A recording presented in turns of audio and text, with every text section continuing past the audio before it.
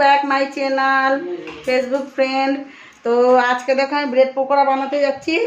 তো এইটার মধ্যে আমি নিয়েছি আলু, একখানা আলু নিয়েছি, ওটা কুচি কুচি কেটে নিয়েছি, পেঁয়াজ নিয়েছি, রসুন নিয়েছি, আদা নিয়েছি, ধনেপাতা নিয়েছি, গরম মশলা নিয়ে আর ধনেপাতা নিয়ে খুব ভালো করে মিক্স করেছি।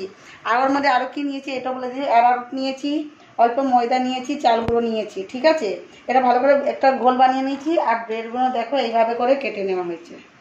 ঠিক আছে, এবার এগুলো কাটাবো।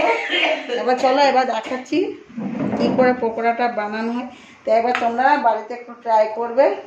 ঠিক আছে, এই যে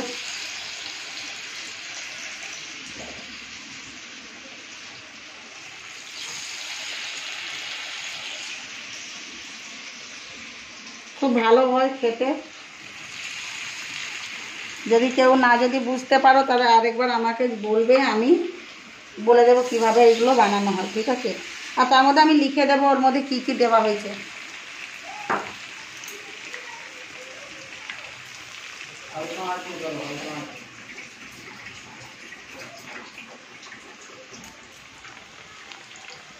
এটা আমি লো ফ্লেমে করে দিয়েছি, মানে আর একটু বেশি আঁচে দিলে কি হলো, পুড়ে যাবে। তো এইগুলো ভালো করে যদি না ভালো করে পাকে তাহলে কি করে হবে বলো। এটা হালকা ফ্লেমে করে বানাবেন। এই যে